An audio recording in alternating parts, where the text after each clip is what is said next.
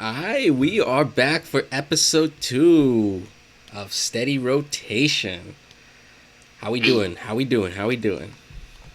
hey, man, we living nice. Right now, I'm in the big old, state of Texas, eating lavishly. My soul's being cleansed, Yeah. gaining the pounds. We living hmm good right now. How about you, man? I'm chilling. I'm alright. You know, had better days, but I've had a lot worse days, But we just living. Got you. So, Keeping it steady. yeah. I've been having that Vince Staples album in rotation, and it's been keeping me alive. I've been feeling with that album. I've been vibing with it. And we talked about it last week, right? Just a little Mm-hmm. bit. I've been pretty much listening to that project day in and day out. And, the music videos that have kind of dropped with that whole project have been like, it gives you an idea, like, I think fully an idea of like what he's trying to do, right?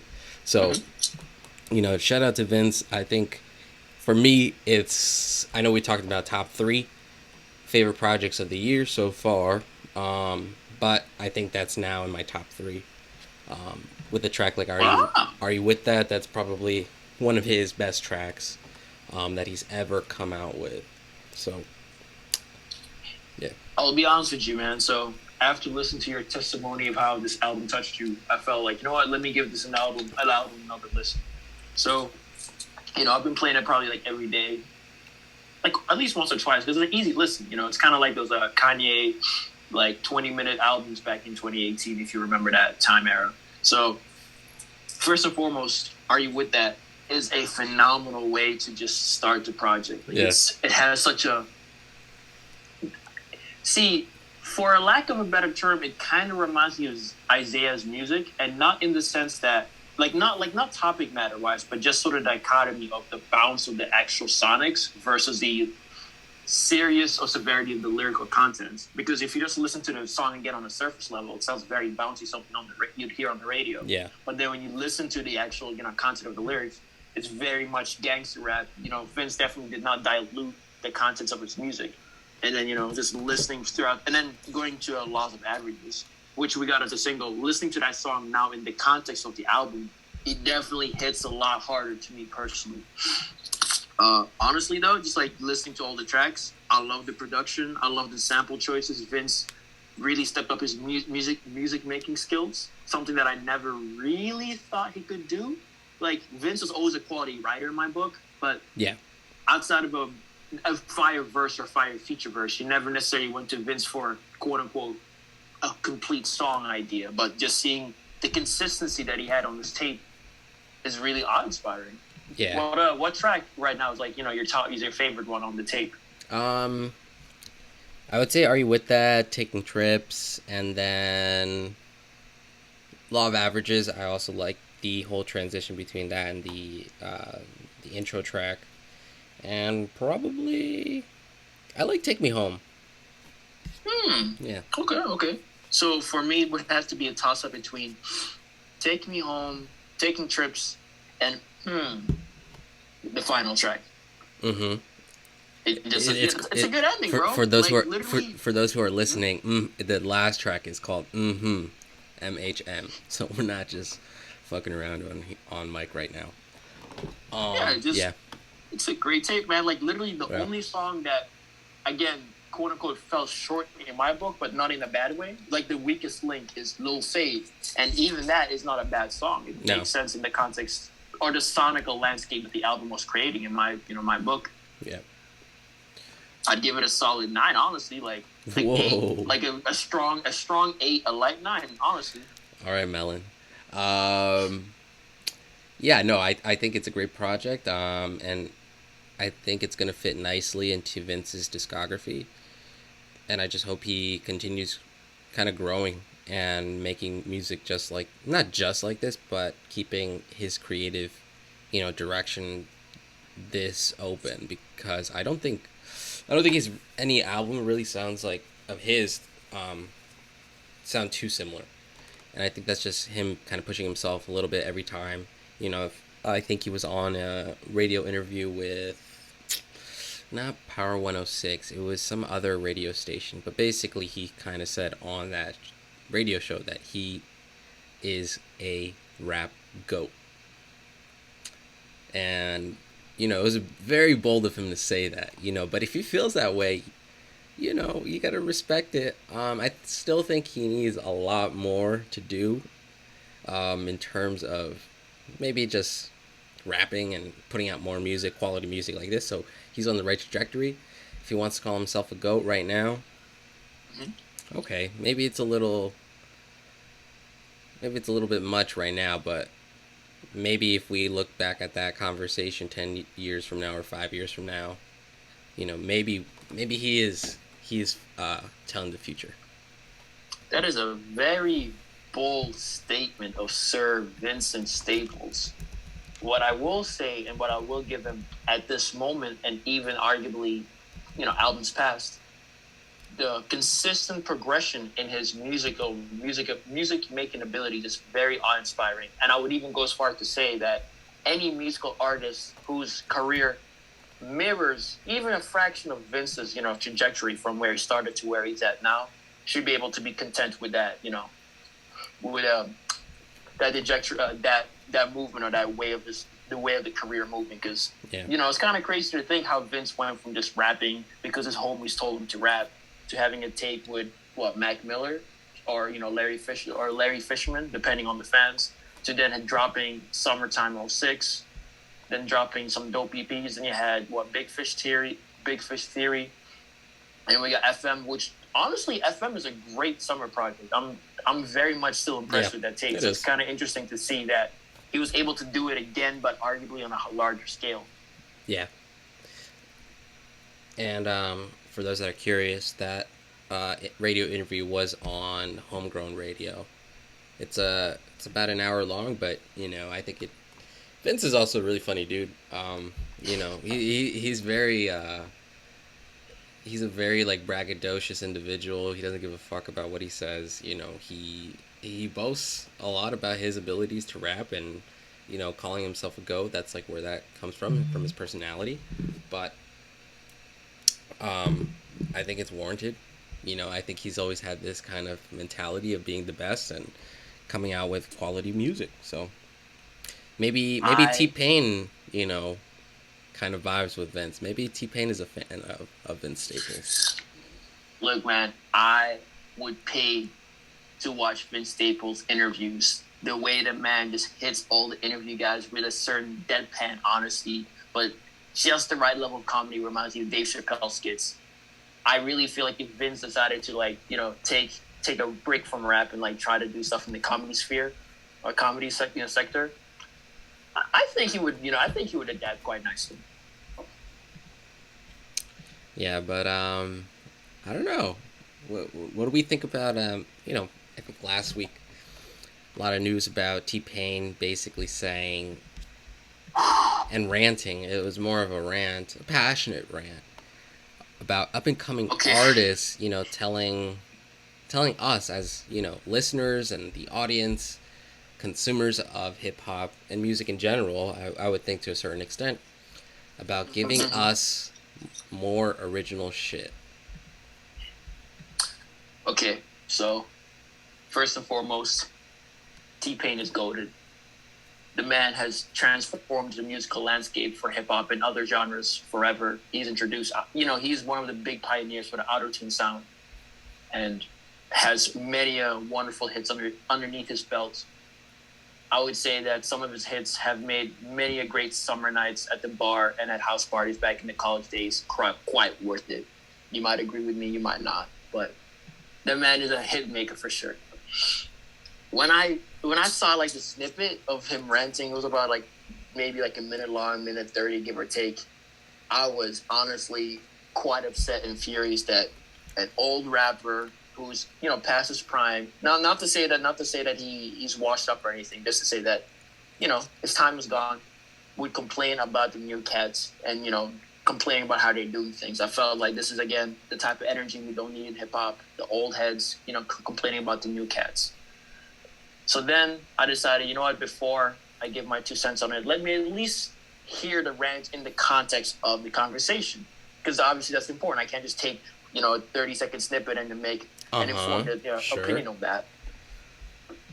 That's bad. That's bad. So we did our due diligence. I listened to the full. I listened to the full clip, and I recognized, okay, he's clearly ranting from a passionate place, but also from a place of frustration, primarily because as a tastemaker, as a legend act, he receives a lot of music from up and coming artists for either for advice and or for promotion, promotional reasons, whatever the case may be. So it makes sense to me that if you keep listening to music and you just keep hearing the same stuff, the same flows, the same bars, like stacking up the bands.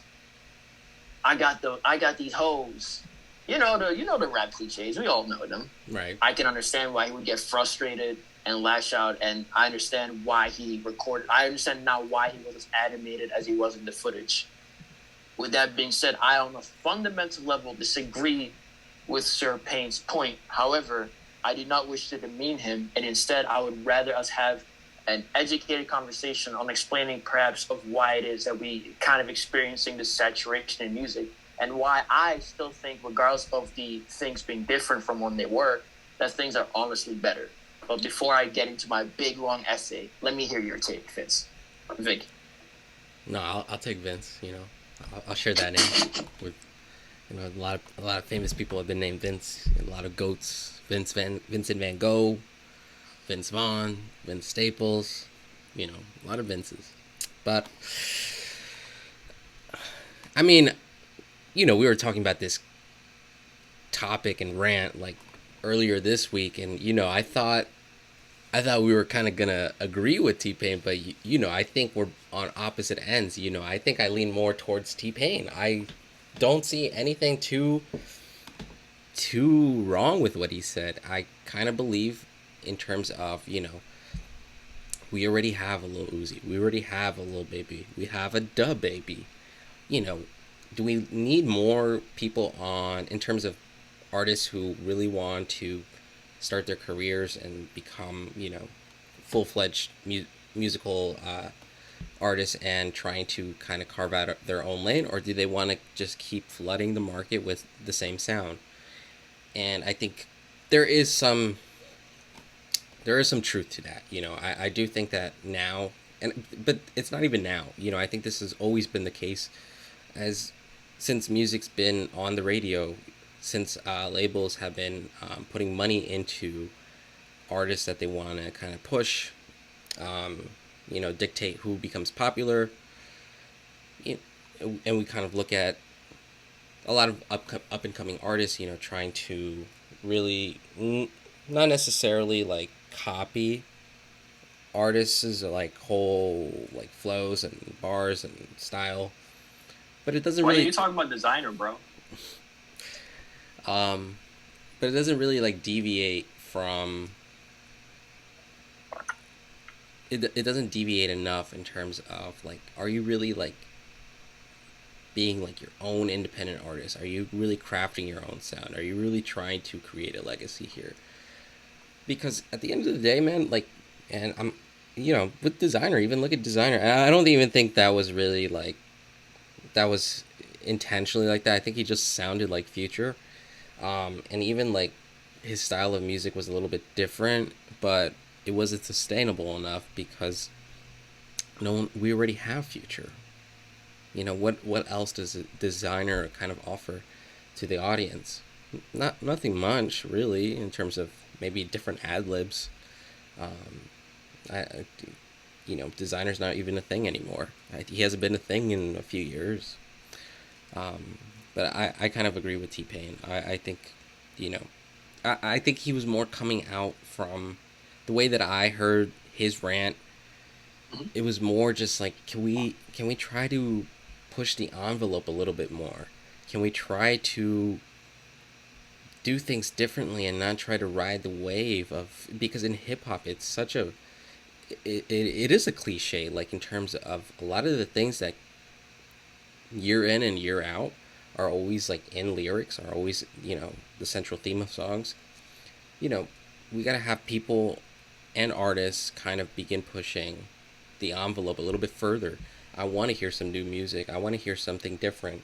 I think that's why And I think a lot of the time when people do that and they really make it big, I think it's only helpful for the game. I mean, like now that Travis Scott is like the second biggest rapper in terms of popularity, I think he's only Yeah. Drake is really ahead of him, you know. But at the time when Rodeo came out, that was a sound that he crafted on his own. You know, I think he was influenced a lot, you know, from the Houston sound, you know, from the SoundCloud era, from his own sound that he kind of, you know, kind of manufactured himself with the help of like good music and Kanye and working with artists like Kid Cudi and Mike Dean, and he kind of came out with this with his own sound, and then he popularized it with Birds in the Trap and you know Astro World, and you know he blew up. So can we really like be upset with him now that he's kind of just a little bit too popular or a little bit too, you know, everyone knows Travis now, but he did kind of push himself to kind of develop his own sound, and I think that's a good thing to look at. You know, when maybe for like an artist who's trying to come up and really, you know, do you really want to sound like another Little Dirk, or do you want to like, you know, craft out your own career, you know, develop your own sound? Obviously, one is harder than the other, and a lot more riskier. So I don't know. I kind of agree with T-Pain. All right, man, Vic. So look, you gave your breakdown. I appreciate that, listeners. Shout out to our boy Vince. He gave his thoughts so concisely. Now let me paint you a story. Let me paint you a picture. So we have to remember that first and foremost, we live in an internet era, right? Mm-hmm. And it's very important to remember that, because what has the internet, well, this technological advancement, what has it led for the musical industry? One, it's easier for people to get into the music game just by the cost of equipment being a lot lower. People really just need a laptop, a decent mic, and a bedroom with some, padding, and they can start recording music semi-professionally. There used to be a time when, if you wanted to record, you had to go to a studio. Yeah. So you had to need to know someone with a studio, and then had to, figure out the funds for that. Obviously, mixing and mastering are still costs that exist, but even that skill set, you could technically, teach it yourself if you go on YouTube. Now, second of all, it allows people to create their own platforms to promote their music. There's no need for gatekeepers anymore, because now everybody technically had the means to release their music and theoretically create their own following, right? And I definitely think that through the transparency that social media, well, internet and social media allow for artists to have in terms of creating their own fan base, led towards a shift within the relationship of the artist and the listener. Back in the day, artists would listen, artists would drop music, and that was kind of it. People would gravitate strictly towards the product. Obviously, there might be an affinity towards the artist himself, but the information or the background information about the artist tends to be kind of hidden. The artist would only show what they wanted to show, and even then, it's more of something that was driven by paparazzi life, if you know what I mean. So artists used to be enigmas. People just used to focus on the music, music purely. But now, obviously, with social media and self-marketing as well, people now fall in love with the artist, or at least with the image that the artist represents, right? And I think that sort of changed the nature of the average listener, because I truly believe that in the golden era of hip hop, right, in the 90s, I don't think there's more talent back in the day. I simply think that listeners were a lot more critical about the music that they engaged with, and had a lot less time for bullshit. You don't think the 90s had a plethora of talent? Like, no. That's not what I said. I didn't say that. The 90s is a great time. We all know that. We're not going to sit here and sleep on all the cats that blew out of that, all the sonical stylizations that came out of that, the growth of hip hop from, being something that was still kind of in the small niche, reaching bigger masses, gaining a lot more, not fame, because that kind of happened in 2000, but definitely put a lot of groundwork for what we know hip hop to do. But what I'm saying is that if you hear the sort of notion of, back in the day, there used to be a lot better hip hop, a lot of better rappers out there, like a lot more talent was a lot more present back in the 90s. That's cap. In the sense that there's still as much talent now as back then. The only difference is that back then, people were a lot more critical with listening to their music, so they didn't have as much time for bullshit. that could be partly because people had to pay for music, so therefore the commodity itself used to be a lot more scarce. Yeah. If you have to pay $20 per album, I'm telling you, bro, I've listened to the album from top to cover 50 times over. Like, that's an investment versus Right. now in the streaming era where you can just kind of listen and dump it, right? Sure. And then also like I said, also the difference in nature, the relationship between the listeners, where you didn't relate towards the artist's story as much as just the artist's music. Like, sure, you could like the artist, but since you didn't really have an insight towards the artist's lifestyle, the only thing you knew of the artist is the music, so you only had to judge it of how well the artist would paint or present themselves as, in their musical artwork. That's just, and obviously, like I said, so again, it's easier to make music now. There's no gatekeepers. There's no quality control, so to speak. And that also means that there's no artists in development. There's no time for artists to sort of go through the artist in development phase. And that's key. That's something I want to really hone in on, because that's something we noticed a lot in the SoundCloud era when music was, well, not music was raw, but the music of that era was quite raw and very rough around the edges. Okay. In the artists, artists first you just learn the basicness of, how to rhyme words, and they learn schemes and stuff like that. And obviously, you're gonna base some of your rap styles in the beginning stages are influenced based on your favorite artists, right? Remember, there used to be a time when Schoolboy Q sounded a lot like 50 Cent, if you kind of remember. And there was even a time when Kendrick Lamar or J. Cole sounded a lot like Eminem, depending like which era, depending on which old mixtape you listen to. Do you remember that by any chance? No, yeah, I remember it was really, really average music, reminiscent of that late 2000s, early 10 sound, and in terms of just rapping and having kind of like dope production back then. Yeah, I do remember. Yeah. So just to say that artists go through their transitional phase when they're kind of trying to shut off their influences and trying to find their own lane, that they obviously still are children of these people but are able to be their own person. I kind of look at it like Young Thug versus Lil Wayne. Obviously Young Thug was one of Lil Wayne's offspring, but at some point Young Thug was able to cultivate his own sound and be his own character. You could even say the same thing about Lil Uzi Vert being a child of Young Thug, because there definitely was a time when Lil Uzi was just a Young Thug clone, but then he was able to cultivate his own sound into his own stylization. And I could even go with Trippie Redd, but let me stop. Lil Uzi being a child of Young Thug? Yeah, bro. You gotta have to talk about that later. All right, bro. Okay. But all that just to say that, all of that is just to say that clearly there's a time when the artist's influences are on their sleeves. You can clearly tell who they are. But back in the day, in the 90s and 2000s, that time used to not be shown to the public as much, because biting was not something that was very much accepted in in the game of hip hop. So really what's happening just now with the internet is that artists are a lot more transparent with their musical creations, because rather than sort of working on polishing their craft, they're recording every step of the way. Even the person who just dropped their first, the person who recorded their first song, which is doo-doo, garbage, sure, dumpster fire juice, should not even have left. Honestly, should have been deleted from the hard drive. It should have never even be saved. Is now considered material or promo material for the artist to release to the public. Because even though that the music is bad, due to the nature of the relationship that we sort of form with some of these artists, people become less critical on the music itself, because they might like the personality. And in a sort of sense, if you hate on that person's music, you inadvertently might view yourself as hating on yourself, on your own personal brand of whatever it is that you're engaging with. An artist that really sticks out to me is like Lil Yachty. Remember when he blew up in 2016 with Just One Night? Yeah. It was a nice, quirky song. I'm not going to lie and sit here and say that the song was bad.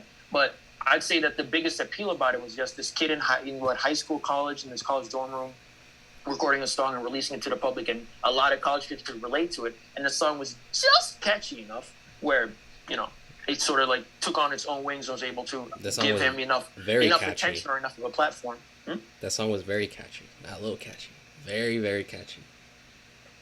Whatever. Well, catchy enough. And it also had Vine. It also had Vine at that time. I mean, TikTok now, so yeah, things never change, I guess. But with that being said, now, that's just talking about the relationship of artists and musicians, the artist and the audience changing. Now, how does this relate towards repetition, the repetitive sound and the musicality that we hear? Here's the thing about it. Because there's a lot more artists in the game now than there were back in the day, because again, it's a lot easier to get into the rap game. It's just that the kids that you maybe remember back in the high school days who'd like rap on like lunch tables and stuff like that, now they're actually actively making music and releasing it. And because people are either enamored by the story of the artist rather than the music itself, they sort of give this person more momentum until they grow to at least not a recognizable face, but at least a face that requires some kind of recognition because this person has so many views or so many followers on their social media platform or is able to do they clearly have some kind of notoriety because of the fan base that they grew, despite the fan base maybe feeling okay on the music. Because remember, you don't have to pay for music anymore. So I can, how much does it cost you to click on a video? How much does it cost you to like a video? Not that much. But if a million people, hit like on a video, oh, that person might have a little bit of notoriety, a little bit more, stake in, a little more skin in the game. Yeah. And, just talking about the situation about a lack of diversity in music, well, I fundamentally disagree with that, but that's because obviously I feel like if you want to hear different music, you just have to look for it. Yeah. We each have Googles, we each have Spotify's, we each have the SoundClouds if you want to go even rawer with it like that. One guy that I'm personally caping for is Kenny Mason. Watch out for him. He's about to change the game. I think that his sound is quite unique and quite different. It fuses like the hard rock sound with the rapidy rap stuff in a really interesting blend. Sometimes he does lo-fi too. I like it a lot. But to summarize not to summarize, but to sort of cut to the chase. The artists that sound sonically the same just have more of a reach now than they used to back in the day.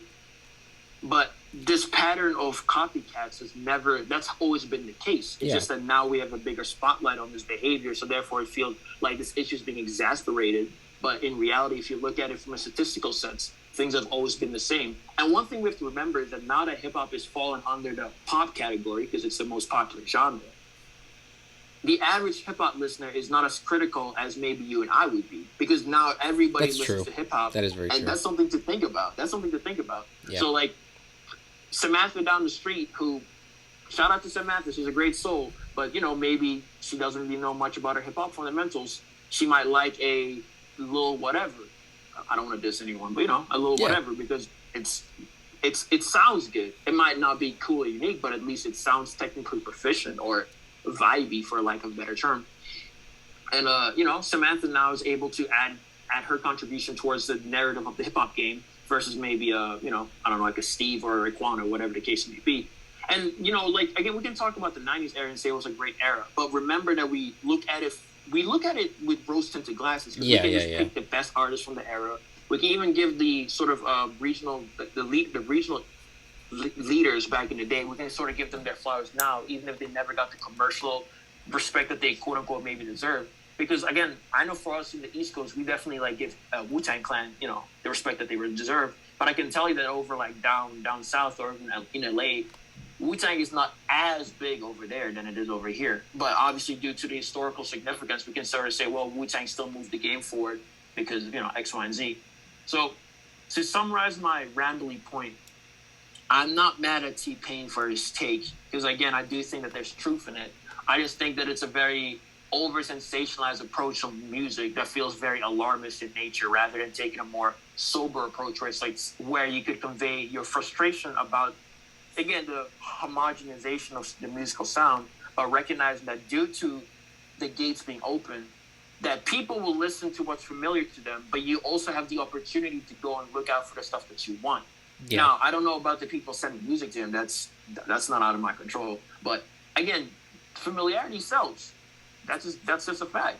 It's just that now we're a lot more open and a lot more comfortable with a lot of dudes sounding the same, instead of kind of having this disposition of saying, no, be different or do your own different spin on it. Yeah. That's because listeners are lazy. We just hear music. We don't listen to it anymore.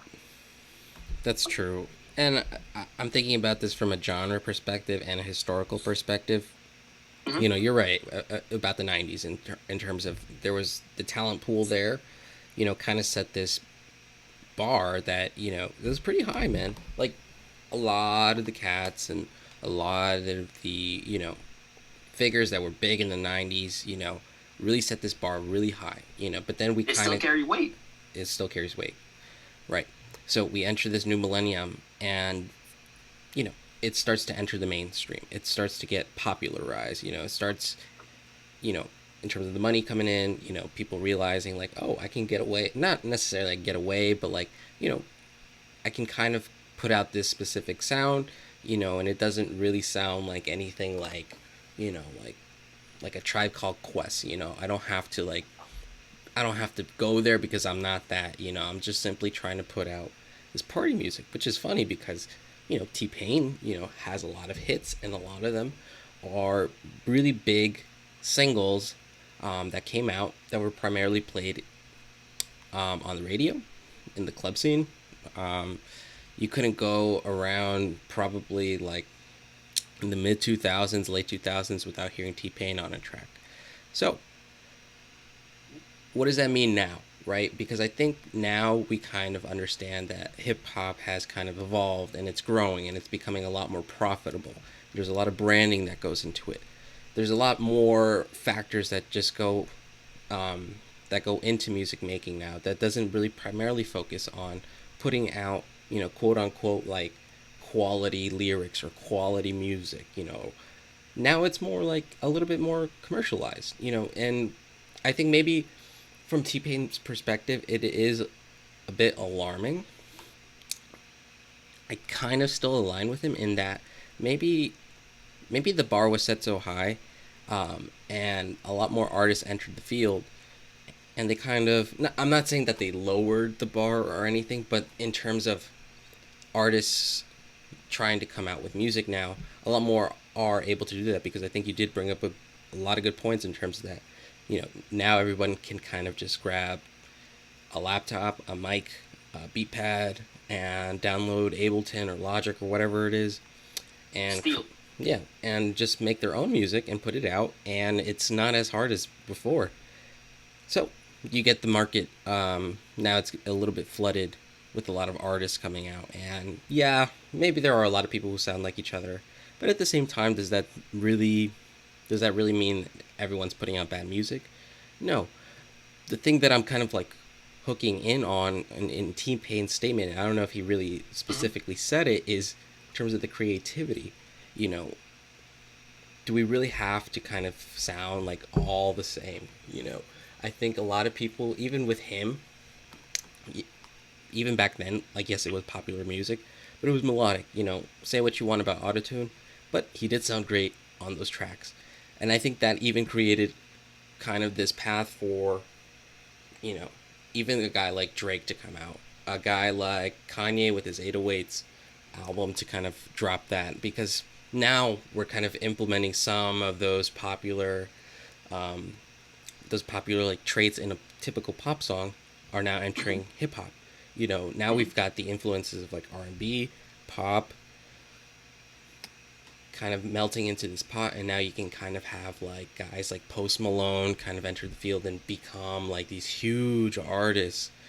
Guys like Drake who really like cash in on like these huge albums, um, because they kind of capitalized on that sound.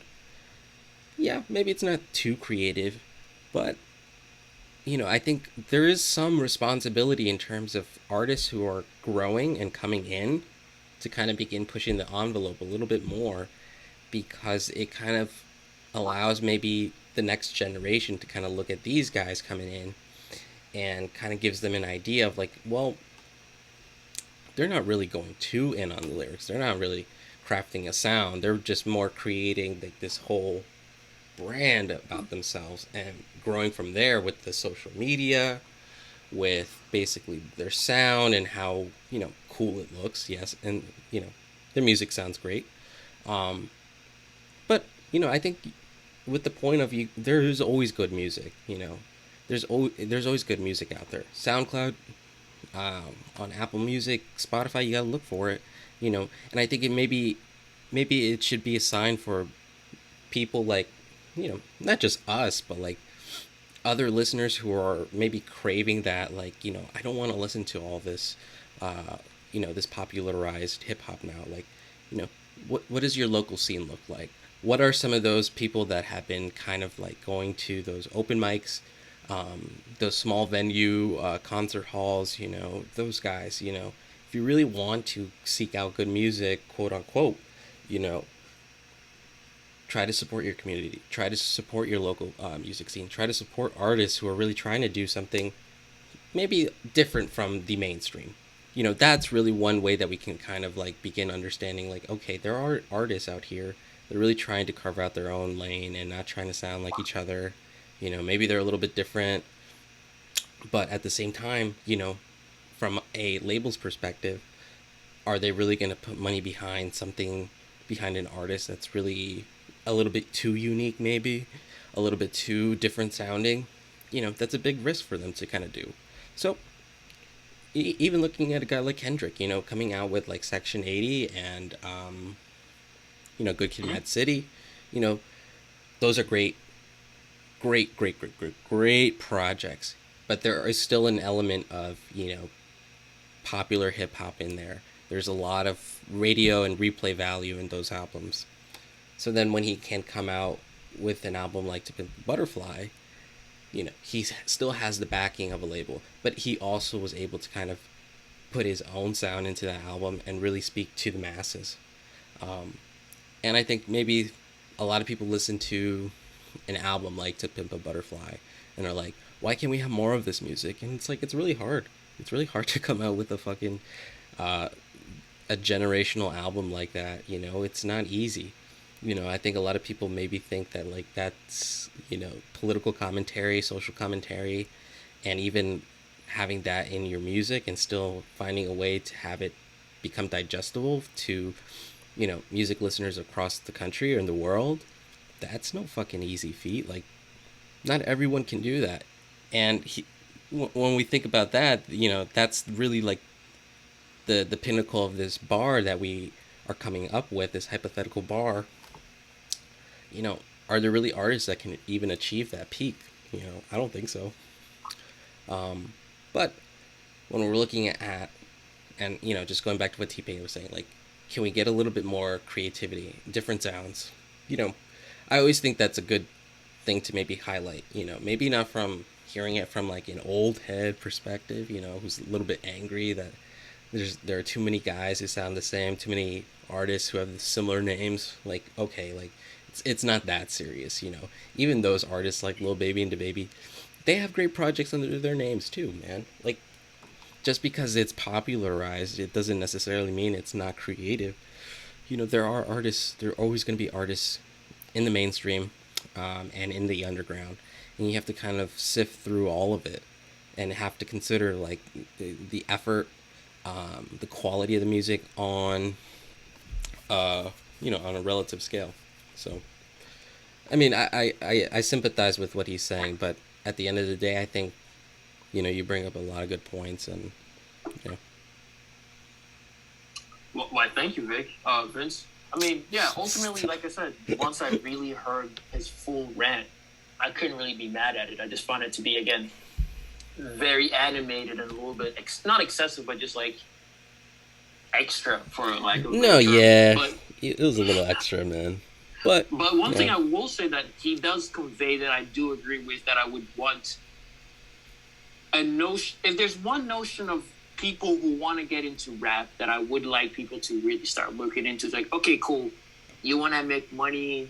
You want the fame. You want the women. You want the look. I get the prestige. I get that part, right? Because maybe rap is a means of maybe rap is a legal way for you to make money, or maybe it's just that you've always wanted to be in a famous position. That's cool. But there's something that I remember SZA saying once in an interview back in 2016 when she dropped her album on The Breakfast Club that really like rings true to me, that I would like any upcoming artist or even artists currently to like really take hold of. And that is, whatever music that you make sure that you mean it. And what I mean by that is that the music doesn't have to be meaningful, but you have to put in, all your heart and effort into it. Because one thing that he did know, the one thing that he did key in on, which you harped on as well, which I agree with, is that sometimes I just listen to some of these artists, and even though that the music sounds similar to, whoever is popular, you can just tell that this was like made in 2 minutes, or just made as a low effort. Let me freestyle this. It's like, this didn't feel like a product worthy of the stamp besides the fact that you just wanted to release something out there. Yeah. Remember how I kind of mentioned how now artists will just release every song that they made rather than sort of go through the curation process and see this could probably stay in the studio. Maybe I'll take a couple lines here, but as is, this is not worthy for human consumption for the public. I wish that there's more quality control within the artist camps when they release music. That much I will agree with, because it's wild when I think back at some of the mixtapes back in the 2010 hours, like how some of these mixtapes honestly sound a lot more original and more creative than some of these current albums that we're getting now. So Yeah. it's kind of spooky. No, and I think like even a guy like Chief Keef, like, you know, maybe to not the average music listener, like you pop on some Chief Keef, you're like, what the hell is this? How is this even popular? But the point that you bring up is like, mean what you say, and if this is music that you really like, really want to put out there, that you put your time and effort into it, there's gonna be a fan base that, you know, feels that through listening to your music. You know, sure, like I don't understand like really what it's like to grow up in Chicago and, you know, gangbang and all that, but do I believe Chief Keef? Do I believe like what he's saying? Hell yeah. And he's still popular. He's one of the pioneers of the tens. You know, like he's a huge artist, and I think that's just like it's amazing because like in terms of like, you know, when people just drop music just to drop it, that you can definitely tell. And yeah, I don't know, I do think even with the point that you brought up with like a lot of the youth now kind of like are gravitating towards some of these like the Lil era, right? But Yeah. that's the product of the evolution of hip hop. You know, it's entered the mainstream, so these artists are on the come up. They are putting out music, and yeah, maybe the youth do really like this music. Can we really be angry at that? No. Maybe we can be a little bit cautious in terms of where the game is going, but I think the game is fine. This is popular music now, and there's always going to be guys like Lil Pump who come through and, you know, end up falling off. But then you have a guy like Trippie. Why are you talking about your son like that, bro? That's not my son. That's not my son. Stop it. You disowned him. I did disown him. Yeah, that's a product of my early 20s. Really riding that wave, but I don't even want to revisit that, man. Anyway, but then you have a guy like Trippie Redd, right? Trippie Redd, maybe you can say all you want. Maybe he bit a sound from Lil Uzi. He's still making music. He still was able to kind of come out with, you know, all these projects, and he has a fan base. And I think that's just because, you know, he focused on what he wanted to do and how he wanted to sound, and he succeeded. So, well, on Trippie Redd, I do view Trippie Redd as one of Uzi's children, but I think that he was able to craft that into one of his own sounds. Like, again, it's all this about knowing the origins, but then being able to add your own spin to it, if you know what I mean, instead of just copy paste, because that's tiresome. Yeah. But one thing though, and again, I'll end you know, the TP rant on this note. And the reason why I really found his, you know, take so alarmist to be kind of excessive is just this. It doesn't matter if you flood the music with generic music or easy music. The good stuff will last, and the fly by night music will come and go. You just mentioned Lil Pump. A person that always comes to mind whenever I think about Lil Pump is Denzel Curry, because they came from like the same area. Denzel's been making music for a lot longer, but you know, they're both Florida guys. I'm sure that Lil Pump on a financial commercial level has reached heights that Denzel has yet to reach. But like you mentioned, we're not checking for Lil Pump's music for now. You know, we're not checking for his music anymore. Hell no. He dropped some singles. Cool. He did a song with Kanye West. No, not cool. But, it's not cool. Not cool. I don't want to get Lil Pump out of here, man. He's getting himself out of here. But I'll let you keep talking. Yeah, so like, and again, like he was able to make a song like Kanye West, and I'm sure that the money that he was able to generate allowed him to sort of stick around longer than maybe the quality of the music would suggest. But like you said, no one's really checking for his music, unlike a guy like Denzel Curry, who sure he might not reach what I personally believe is the heights that he deserves, but he's consistently been putting out music quality. He's been leveling up the game, either by working on this craft or by taking different sounds, working with different producers, or just all around, just polishing his craft and skill. And then just look at it now. 10 years later, he's still in the rap game. I'm pretty sure that if he's gonna drop another album, people are gonna check out for it. Yeah. And I'm sure that he's gaining the respect from the old heads. So there's it's just to say that good music will last, and the regular stuff, I mean, not regular, but like the cheap or easily produced stuff will fall to the wayside. Yeah. I remember when Blueface was the hottest thing in the world. And again, I'm not going to talk smack about his music. I just think he had a gimmick. He would rap off beat. I don't really hear people talk about Blueface like that. I still was wondering where the song with him and Drake was supposed to come out, but I guess we're never going to get that again. No. Like, we just give a lot of attention to the stuff that we don't like. And I guess I wish that we, in the hip-hop sphere and even collectively in music, if we just shifted our focus on looking for stuff that we wanted to or appreciating the stuff that we do enjoy, things would be a lot better. Because when you give stuff that you don't like attention, it grows. And then it gains more attention and it grows. Yeah.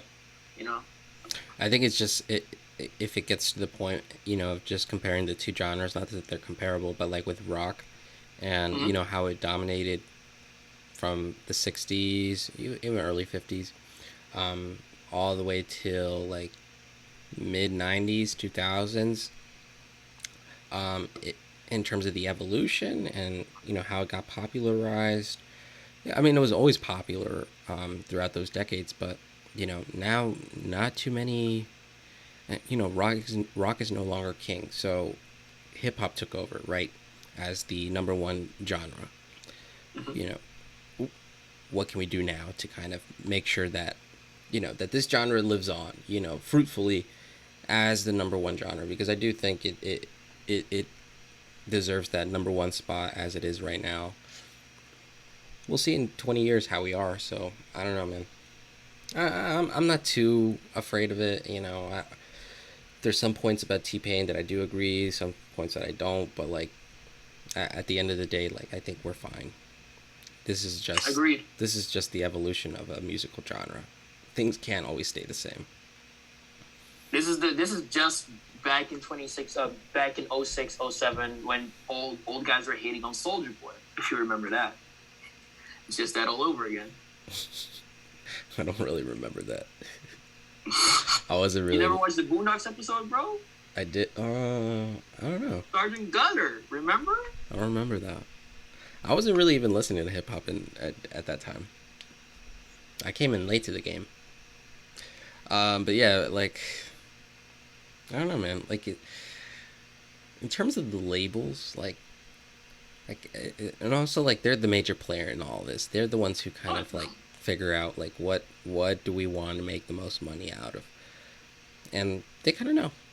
But at the end of the day, we have a label like TDE, who has an incredible roster. At the same time, I think just because they have a monopoly in terms of, so they have all these artists under their names: Kendrick Lamar, SZA, Schoolboy Q, Isaiah Rashad, etc., etc., etc. We all know who's on that label. And just thinking about like, okay, so they're really like the kings of, in terms of just hip hop labels, they're the kings of everything. They're the ones who kind of dictate like what a quality hip hop album can be. And I don't know if that power is a little bit too, I don't know if like it's too much to handle or too much to hold on to, but just looking at these last 3 years, and really, because we're both huge fans of TDE. I think it's our favorite hip-hop label between me and you. And it's kind of disappointing to wait 4 years for an Isaiah Rashad album, 4 or 5 years for another SZA project. Kendrick's last album was Damn. When that came out, I was still an undergrad. And, now I'm finished with my grad degree. Like, that's how long, the last time I heard a full Kendrick project. And then you had an album like Crash Talk that dropped from Schoolboy Q that was like, that was straight mid. I'll just say it. But yeah, I don't know. with See, it's TDE. interesting, right? Because I mean, so let's talk about TDE post Damn, because I think that we have to recognize the significance of the Damn album in relation towards the TDE sound. Well, in relation towards Kendrick and the new heights that he received, and also the overall sound in TDE that was being cultivated. Because you'd agree, right, that the overall narrative has been that the top three rappers, at least in the 2010s, are Drake, Kendrick, and J. Cole. Drake makes very accessible music, and the commercial success that man has been able to enjoy is honestly amazing. You might not enjoy every of his projects or every single of his, but you have to respect the man's commercial reach. J. Cole, on the other hand, I feel like he's more of the people's rapper. He's someone who makes very relatable music to an average common guy. And Kendrick to me was always like an interesting. He was always like an interesting cat to me because he felt like he was the blend of rapidy rappers with like the artistic touch to it. I guess like the closest association I would say is that he's like our generation's or last generation's Andre Three Stacks, if you know what I mean. So Yeah. I felt like that they each had their own lane, so to speak, right? So again, Drake was making commercially viable music, and obviously, and one thing, and even though I keep saying the word commercially viable, and that might sound like a diss, I'm really not trying to diss him because one thing I have to respect out of Drake is that he allowed rappers to talk about topics about their emotional disposition, because that's something we kind of forget. Remember back when hip hop used to be like a tough guy act, that only like what outside of Kanye West and a few other rappers, you had to sort of have this tough guy persona. You couldn't express your emotional fatigue with heartbreak or general struggles unless it's again related towards the streets and or the loss of your mother or friends. Yes. Just something something to take note of. But anyways, Kendrick is making dope music, right? Like he dropped Good Kid, Mad City. That's what got him on. That's what got Kendrick on. Then he dropped To Pimp a Butterfly, a once in a generation album. Honestly, that album just changed my life, changed my perspective. It's crazy. Like the line that he had about Democrats and Republicans, that still like rings so strong to my head because I remember when I heard that association, I never thought about it like that. And then he dropped Damn. Damn was an interesting album because he definitely went for the commercial sound that Drake sort of had unlocked, and a certain level of sense of more relatability where he's talking about his personal experiences, kind of in the vein of J. Cole. And honestly, he knocked that sound out of the park, in my personal opinion. Some people might say that Damn is his weakest like official project, and that's fine. But no one can, at least in my book, can honestly say that Damn is a shitty project or like mid. I don't think anyone can truly say that. Yeah. It's just you'd say like, all right, Kendrick did. Damn was the album I didn't necessarily want from Kendrick, but Kendrick did his fucking thing, if you know what I mean. That's the best way I can describe Damn. And that put Kendrick in an interesting position because now he's not only making conceptual albums, but he can clearly make accessible music. Because that's one thing we have to kind of remember. Because outside of, he was a popular guy, but he was kind of like not the wild card, but Kendrick was like the gravity rap dude who actually happened to really reach the top, which is tends not to really happen, especially not in our current musical sphere. But now he was also able to make accessible music. He has that song Zachary. It's an amazing song. He has a song with This Is God Feel Like, which I'm sure people like. And he got the song DNA, which I will never forget the first time I heard that song. That beat switch in the middle still breaks my brain to this very day. But anyways, just to say that Kendrick Lamar changed the trajectory for TDE forever with Damn. So now TDE is able to make Kendrick opened the door for commercially viable music in the camp because beforehand it would, I guess, for lack of a better term, say they would make traditional hip hop music in the sort of vein or sense that the music that they make is, it's like clearly like music in the hip hop sphere that if you're a hip hop head you'll enjoy, but if you're again a Becky or a Samantha, whoever you might take a pass for something more lighthearted like Drake and maybe a J. Cole depending on the singles, right? Mm-hmm. Then we get the soundtrack movie for the Black Panther track. I'm just gonna view this as again a continuation of the soundscape. Honestly, I liked it a lot. It's a great collection of tracks. I think that all the features on the tape did their fucking thing. Honestly, the only thing I'd say is that it felt more like Kendrick and Friends over like the TDE tape because only like the Black Hippie members came through and SZA, and they each only had like one song. There was not even a Black Hippie track on there, which I was kind of sad about personally. Like, oh well, sorry. Zachary and Reason were also on the tape. Reason at the time was yet to be signed to the label, but both those guys were on the tape too. But obviously, it wasn't like Sir, Lance Skywalker, Zaywab. They weren't there. So this, again, like I said, it feels more like Kendrick and Friends over the TDE tape. But anyways, commercial sound, but it makes sense because it's for a soundtrack. Now we got Redemption. How do you personally feel about Redemption? Let me hear your take. I think it's a fine album. I have no real qualms about it. I think it's. I don't. Yeah, I don't think it. In terms of J Rock's ability to rap and make music, I don't think it was anything like. Maybe to somebody who really loves hip hop and TDE, I don't think it was an underwhelming album. A lot of people might say it was, but yeah, I don't mind. I don't mind Redemption at all. I think it's a nice little project in terms of J Rock's discography. Yeah, I don't think it deviates a lot away from J Rock's sound. Maybe it evolved a little bit. Maybe it's a little bit more commercial, but does it mean it's bad? No. Do you have any like favorites or any highlights on that tape if you remember? I mean, win. yeah, I mean it's still being used as a single. I don't know if you're watching the NBA Finals, but it's still being used. Oh wow. Yeah. Yeah, just when the Wow freestyle, Bloodiest. Yeah. Got you. Yeah, no, I'd say like SA tail, the E5 tails. I really like the song with a tap out. I actually like no cap. I really wish I heard these songs on a more commercial level because that to me is like the perfect blend of the commercial sound, but still having some lyricism about gangster stuff, for lack of a better term. And I enjoyed that tape. Anyways, that album, I enjoyed it a lot because it showed to me that J Rock was able to expand his sound into a more commercial territory, which at the time I didn't really think he could feasibly do. Yeah. I'm not saying that he couldn't. It's just that I never would have expected this tape out of J Rock. So this to me, as someone who enjoys the progression of the artist's, capabilities, dope. Fire. What's the next tape that TDE dropped after that one?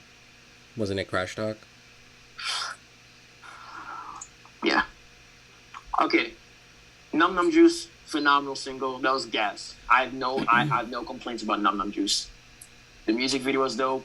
The raps are dope. The flow inflections were great. Amazing. I was excited for the tape. Then he dropped a song with Travis Scott, Chopsticks.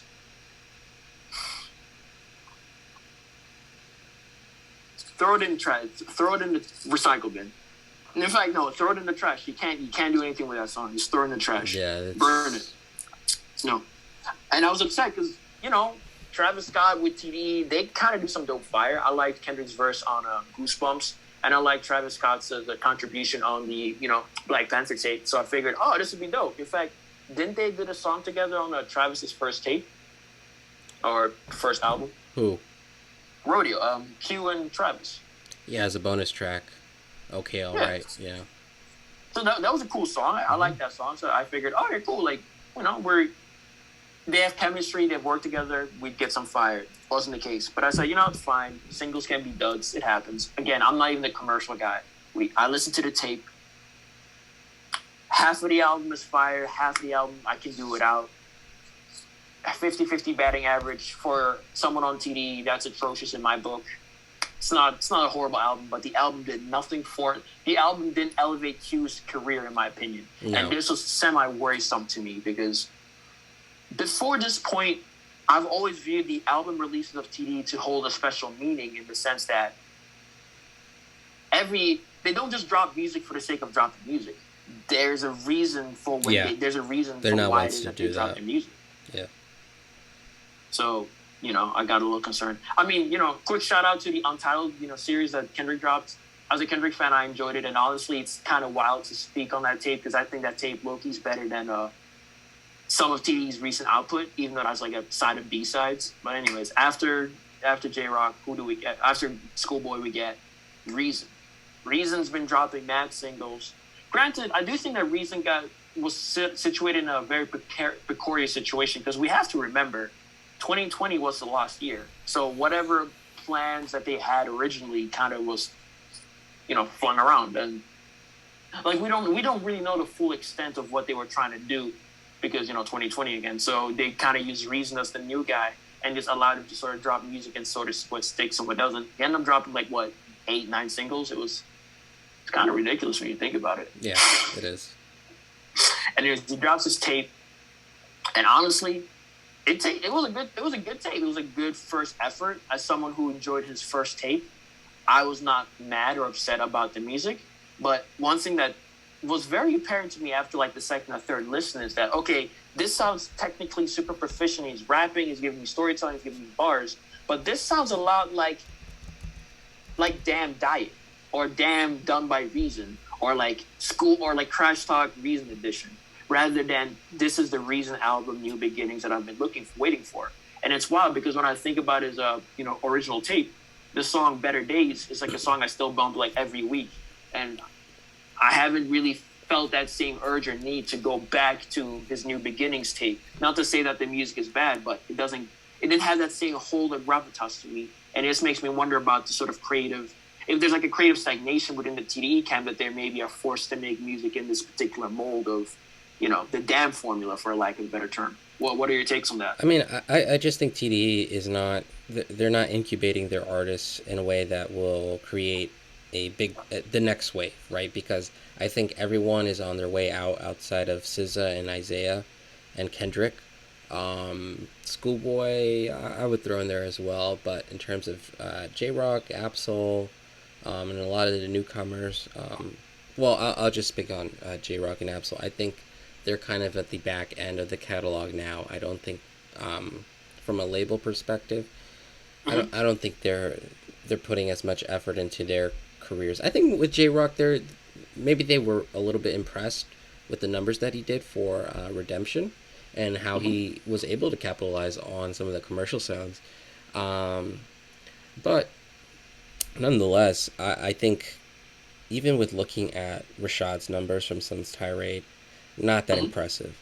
I think with Kendrick and SZA, I think they're actually the two artists keeping that label on its legs. And I'm not saying TDE is like starving out here. Definitely not. Good Kid, Mad City is still in the top 200 on billboards. Like what the fuck? It just goes to show you, man, good music stays. Yeah. The simple shit comes and goes. Exactly. But I don't think, in terms of having the second wave, because I do think everyone's peak outside of, I think Kendrick will still continue to put out good music. I think at the end of the day, most of the country will be waiting to hear a new Kendrick album. SZA, she's a great artist on her own right, but she does have a sound that she's created. And not only that, she's incredibly talented. So I think she's fine as well. But looking at Schoolboy Q, coming off of Crash Talk, I think this next album, he has been in the studio. We have yet to hear about anything coming out, maybe this year or next year. But I really do think it'll make or break him. Absol, like I said before, back end of the catalog. J-Rock, maybe he'll put out another tape. But at the same time, I don't think TDE is looking at J-Rock to save the label or push the envelope any further. And then you've got, the B team. You've got Sear, Lance, Reason, Zachary. Who else am I missing? Oh, that's it. That's it, right? So, are these the guys? Well, there's one guy, but he's yet to be signed, or yet to be announced, so we'll not speak on him. Okay. So, are these guys going to really come in and, for the next 5-10 years, really going to keep the label, going forward? I don't know, man. Yeah, I'm looking at these guys. They're all talented. Yes, I'm not gonna disregard that. Mm-hmm. But in terms of like, you compare a label like Dreamville, like maybe they're not as big in terms of like TDE, but Mm-hmm. Dreamville does have a lot of these artists on below J Cole that really do have the potential to kind of get a little bit bigger, and it also kind of just shows that like this label's kind of like looking out for new talent coming up in this era. I think I've probably heard, a little bit more people talking about Jid or Boz more than some guy like Reason. And I think that just goes to show that, like, what is TDE really going to try to do in these next 5 years? Even with the next month with Rashad's project dropping, we'll see how that does. Because if if that album doesn't really do anything for Rashad's career, you know, then we're kind of like we're looking at like holy shit, like this album is like I'm just speaking hypothetically, like this album is not good, it's gonna do poor on the charts, and I don't even really like saying that aloud, and I don't think it'll happen. But I think even trying to address the next three up, Isaiah, SZA, and Kendrick, they're gonna have to come out with these three projects. They're gonna have to go 3 for 3, you know, and they're gonna have to kind of show that TDE is still here to stay. They're still here to be on that number one spot. Because I look at guys like Reason and Lance and Sear, they're not going to be those guys, unfortunately. As much as I like their music, and um, as much as I think that they're valuable members of the TDE family, they're You not. know, I'm looking at you crazy, right? I know, um, but they're not going to save that label. So, and also just bringing back the point, like what are we trying to do in terms of cultivating new talent? Who are we looking at from the TDE perspective? Because I'm a little bit worried on that end. So, okay, let's let's take at least a quick analysis on TDE, right? Because I've noticed that you brought in the numbers, which obviously is very important because obviously if the label's not able to make enough money, they can't float or can't be sustained. But there's something that we at least have to take note. Like TDE has never been, again, for lack of a better term, the label to sort of chase the sound and kind of just let the artists do their own thing, or at least that's what they did pre-Damn. If it wasn't for Kendrick blowing up the way that he did, I'm curious to see if TDE. I'm very curious to see if Kendrick never blew up the way he did with Good Kid. If Black Hippie might have been actually a legitimate thing in the game, or even if Q would have gotten the chance as well, because whatever shine the big guy gets, he's able to shine on to the other guys. And Q had a commercial, very groovy sound at the time. In terms of the new cats, like you said, we're not going to question the talents that these new guys necessarily have. But what is kind of interesting is that I don't see a similar type of hunger, maybe, where the last guy I feel like who truly was able to gain a fan base based off of the TD association was Zaywap and SZA.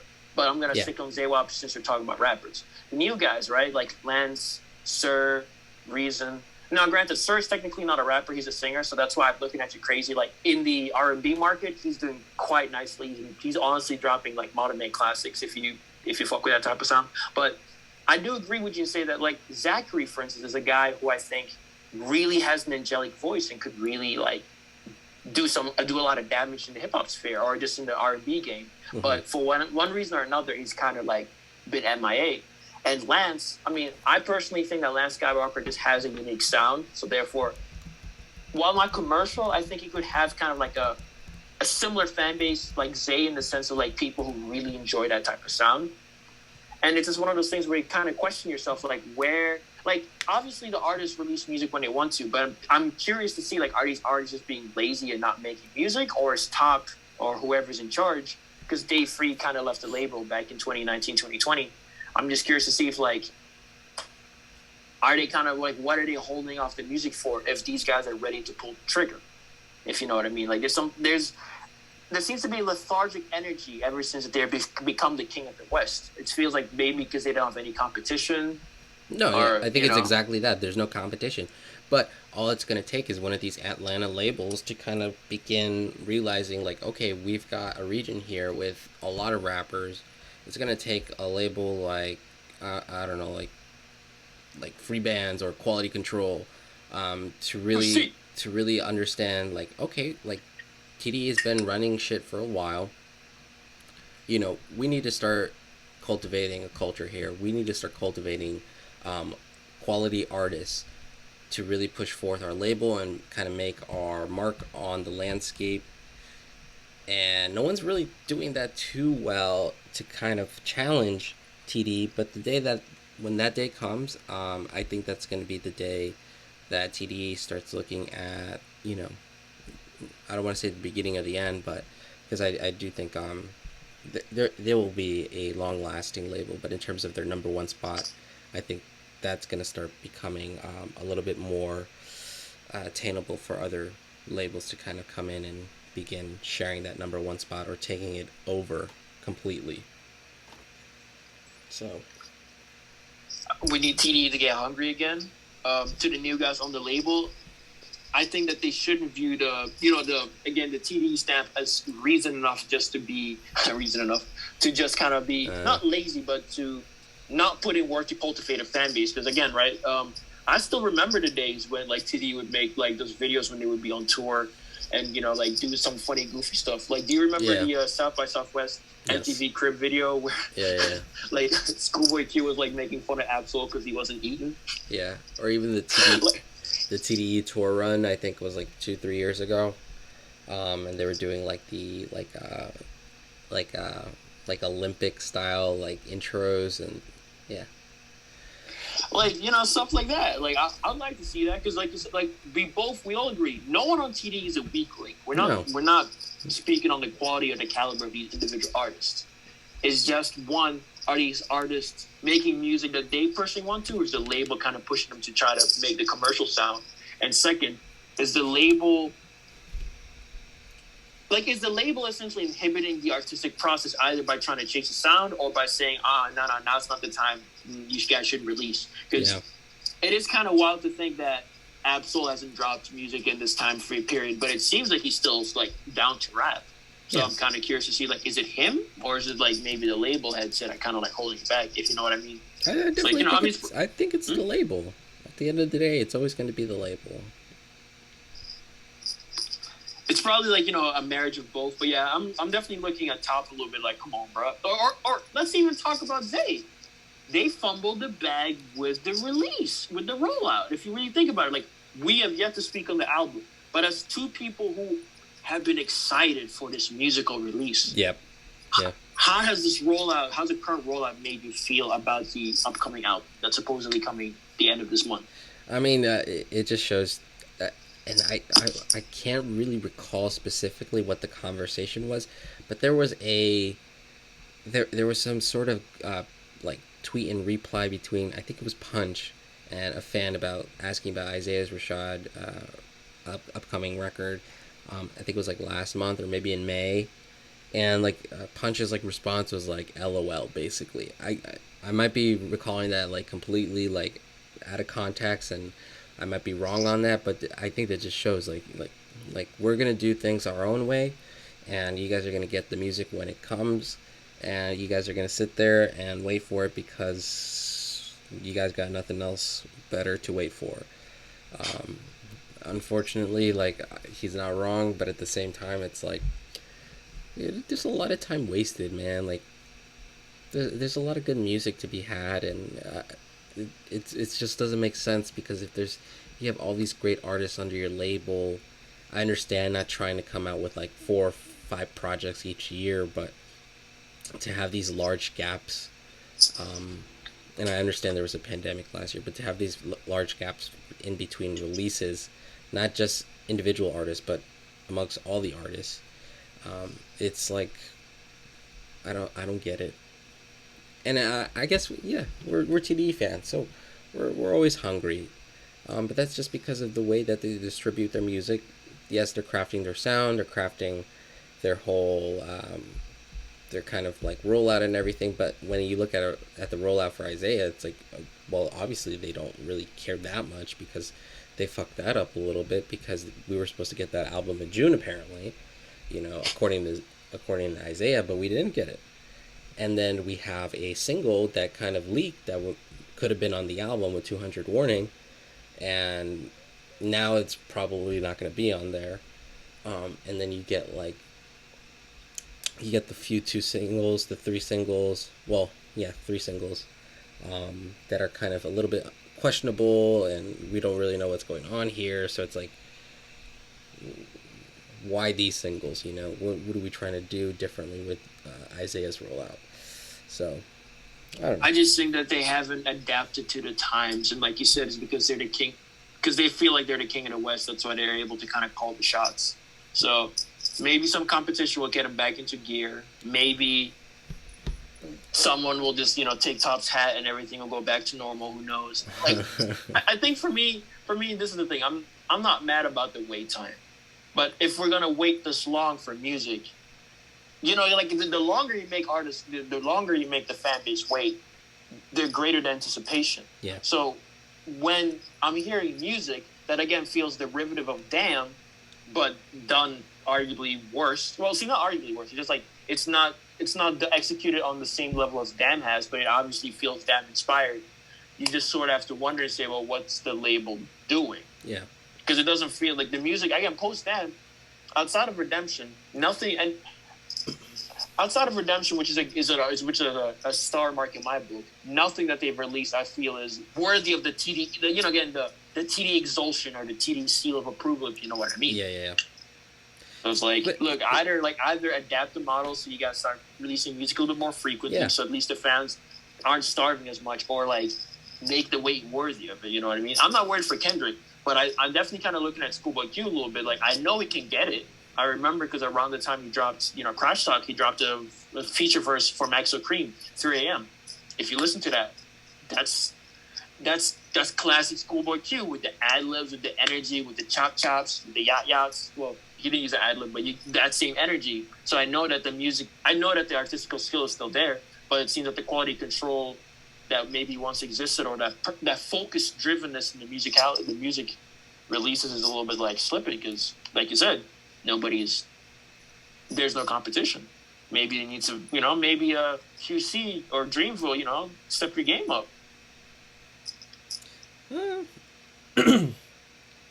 I think they are stepping their games up. Even Quality Control.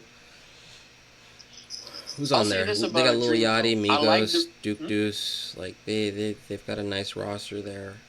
Maybe it's not all around great, but I think TDE just they struck gold, and maybe they got a little lucky with that. Oh, yeah, definitely. You do need a little luck to make it in this industry, but how are you gonna keep growing your empire? Are you gonna let it stagnate? Because we're talking a lot about isn't it crazy that we're like, remember 2016, remember 2017, remember like 3, 4, 5 years ago? Like that's crazy talk, man. Like we have to go back this far to bring up points about a great label, so maybe like to audience listeners that are listening to us right now, they're like, how is this a great label when they're just talking about last decade, and the artists and their peaks back then? Like, isn't that like, if you didn't know like TDE like that, like wouldn't it sound crazy that we have to kind of go back last decade, even though it was 3-4 years ago, or 2 years ago, that we have to go back that far to kind of bring up a lot of our facts and points. Like, I think it just drives home the point about this whole thing that we've been talking about. It is, man. But on a positive note, so on the the supposed B list of TDE, right? Sir, because he was signed to TDE back in 2016, and if you may or may not remember, he was on Sunside Raid. He did some vocal work, and he was also on a 50059 for J-Rock. Mm-hmm. I liked how TDE not used him, but I liked the rollout that TDE gave for him, because he had a not mixtape, but he had an EP called Her. in 2016. Then in 2017, they had the Her 2 mixed EP as well. There you go Then again. in 2018, they dropped this album, phenomenal. And then in 2019, then they dropped the. Actually, no. Chasing Summer came out in 2020. Excuse me. And then in 2020, they dropped the Chasing Summer album, which was phenomenal. And all of that just to say that the new guy, right, who was on the P list, they actually consistently not made him, but consistently this new guy under the TDE label is releasing music that, if you listen to it, is consistently getting better, or at least getting more creative. A guy like Zachary, to me, who, again, this is few contributions that we've heard, right? The one on What's Wrong on Southside Raid, on I Love You on, Damn, and then his song as well on the Black Panther soundtrack. Clearly, this man has an angelic voice. He is a threat. He's someone to be reckoned with. You could kind of call him a child of the weekend if you want to, but I feel like he at least is different enough, if that makes sense. He only dropped one EP back in 2018, 2019. And it was a good EP. Definitely fed the fans and grew his fan base, but we haven't heard anything since. So just, again, TD, either update the model or something, because if you're going to make people wait this long, the music has to be undeniable. And right now it just kind of feels like you guys are either trying too much with trying to chase the damn sound, or it's just not hit. That being said, I'm not thinking I'm of the positive mindset to give Zay's album sort of that's going to be the benchmark test, or that's going to be the tipping point for me. Because if Zay's album hits, it gives me the right vibes. It reminds you of quality music, and it's not reminiscent of Damn. They let Zay do his own thing. My faith will be restored in TDE. But if they fumble the bag with Zay's album, TDE might be a great memory then at that point. A label that brought many of its soundtracks that I'll revisit and not, something I'll look back for fondly and not really actively pay attention to their new releases. I think the label dies with first when once the Black Hippie members all kind of fade away. Then next with Isaiah, because he is kind of the middle ground, the tipping point. I do agree. If this album is mid, that's going to be another, Jenga piece that falls. And then if SZA doesn't get any, if she continues, I don't really think SZA's. I have more faith in SZA actually than anyone in the TDE label. But if she, ends up having her career come short, that'll be another one. And I just think between SZA and Kendrick, the label dies when their careers die. So maybe that's in 10, 20, 30 years, or maybe it's in the next 2-3 years. Don't know, but I think all those things have to kind of come through. I don't think TDA is in any immediate danger, but I think we're just hungry as fans. So, well, we are definitely starting to notice some chinks in the armor, if nothing else. Yeah. Exactly. Hey man, let me ask you this though: do you think that any of the new guys would be able to sort of take up the mantle of, maybe not Kendrick, because I feel like Kendrick is a once in a generation artist, but maybe a person like Q, or maybe to a higher degree of or a higher J-Rock in terms of commercial viability? No. Damn. No. I don't think so. Maybe Sear. I know he does kind of occupy the R&B charts quite a bit. He does. So, but that's that's not a bet I'm excited to kind of put out there. But no, outside of Sear, potentially, no. Do not think so. Hey man, look, Sir makes phenomenal music. Reason I would like to see you grow. I definitely don't hate you. Lance, please get out of your cave and drop some music for the vibers. I don't think that man will ever reach quote unquote commercial success, but I think he could have a cult following, because he's literally the love child of Thundercat and Schoolboy Q, if you think about it. And I need more of that man's music. Mm-hmm. But yeah, I TDD has to kind of. I'm sure we're just talking out of our asses. I'm sure TD is very well aware of maybe their issues. um, aware of how they kind of roll out things. Maybe it's a big joke to them, but just hungry for new music. So, and I know like the teaser yesterday that Isaiah dropped on his Instagram was, kind of revitalized me a little bit just because of the outro of that whole little skit. And then that song came in. I was like, okay, okay, okay. I'm a little hype. I'm a little hype. Uh, so yeah, it gave me a little bit more hope. So yeah, I just like the fact that they made fun of him for not dropping music in 4 or 5 years. So yeah, he's gonna have another album where there are skits saying like, "Where's your album at?" So I, that's just TDE in a nutshell. How are you gonna have two albums with skits that are joking about how long it's taking you to drop albums? Like, what other label besides TDE has that? That's crazy. that's wild, man. Yeah. But I'll say that, yeah. Honestly, Zay lucked out by being signed to TD. That's all I gotta say. Because not a lot of artists, in like his position, would be able to just take a 5-year drop and then be able to come back like that. That's not. Because I don't think that the drop necessarily made people fall away from his music because it was so good. But obviously, like you and I both agreed from last week's episode, this is kind of like it. Like this is gonna be the litmus test to see if he's gonna rise or, this is kind of like the end of what could have been. Yeah. But given with that, man, just talking about maybe, I think that track at the end was like really, got me a little bit hyped. But I don't know, bro. I ain't waiting for shit until I hear the album, man. What kind How of you feel about that freestyle though? It's whatever, man. It's whatever. Just stop. Just give me singles. If you're not gonna drop singles, I don't really care. It was okay. It was fine. A minute 30, like that's fine. It's a freestyle. I'm not getting hype over a freestyle at this point. But yeah, man. What kind of music have you been listening to since last week? Did you listen to anything new last night? I mean, I checked out that song, by Pop Smoke, Kanye West, Pusha T. I want to say it's called Television.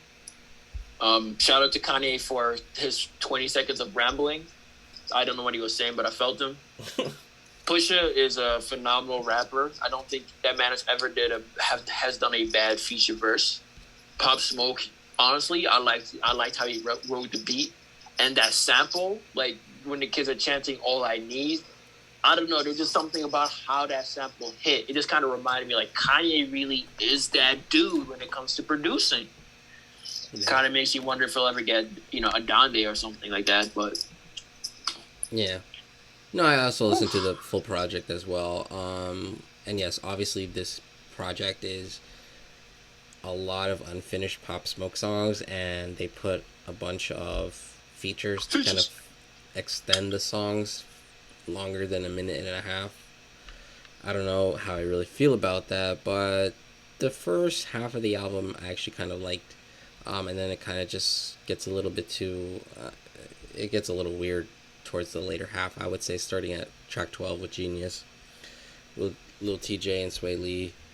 Then you have that track with Kid Cudi. Kid Cudi is like, he's so hit or miss on features. Like I did not like that track. Even the production, I was like, this is like Kid Cudi's song, but like why would I know that Kid Cudi's Man on the Moon had Pop Smoke featured on there as well, but this was just not good.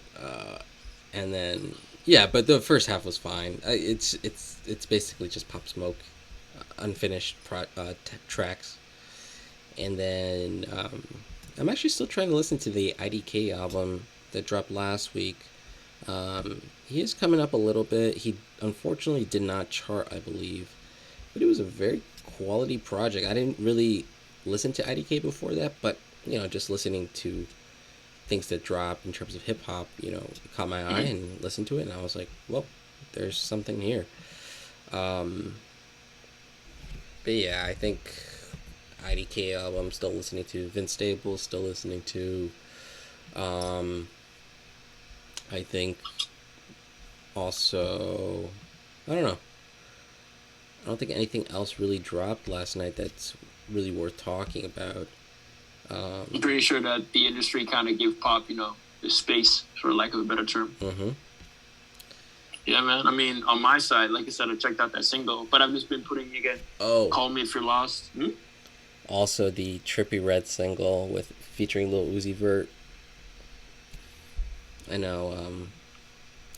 Okay. It's Holy Smokes. It was a track. It was music. Um, It was listenable. yeah, it was listenable. It was all right. Like I don't know. Definitely like something that I don't know. I don't really know how I feel about it. I gotta listen to it a little bit more. It's a little bit funky in terms of like how like the bass syncs up with the overall like um, track of the song, and the production all kind of syncs up in a weird way. But yeah, it's whatever. That was pretty much it. Hey, man. I've just been putting that Tyler, Call Me If You Get Lost, full rotation. I've been listening to that Vince as well. To be honest with you, and I mean, again, association brain. Again, how Kenny Beats, he's the guy who produced all the beats, right? On Vince Staples' project, I Yeah. believe so. How can you use all those samples on the Vince tape?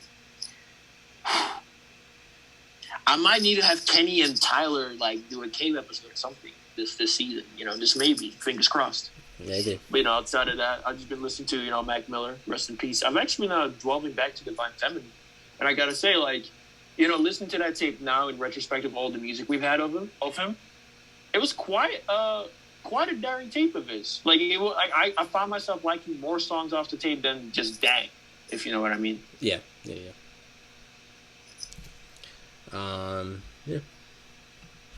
I think outside of that, we're still looking at a pretty quiet month for July. Don't think anyone else is really big dropping later next week. Not until July 30th with Rashad's forthcoming project, The House is Burning. Tell me something, bro. What are you gonna do if he actually doesn't drop the tape on the 31st? Do what I've been doing for the past 4 years and just not doing anything, I'd say just wait. Just wait, I guess. It's literally what I've been doing for the past 4 years. Just keep waiting, I guess. Yeah, let me check. Yeah, nothing's really dropping next week, so unless you're a Kid Leroy fan. Juice WRLD's Prodigy, from what I've been told. Yeah, June 30th, we'll be here. I think that's a wrap with Steady Rotation. Check us out on all our socials. Follow us everywhere. We're out here. And thank you for listening. I think also just reaching out to us, letting us know what you like, what we should talk about. Just general comments. Some hot topics. You can roast us, call us stupid or some shit. I don't know. I might hit you. Memes. We might hit you back up on the socials, but don't be afraid. Say it with your chest. If we said something wrong, let us know. We'll pull up. Hey, man. Also, we got the link trees working again. True. Read your tutorials, kids. All right, that's episode 2 of Steady Rotation. And we out. We'll check you guys back out next week. All right.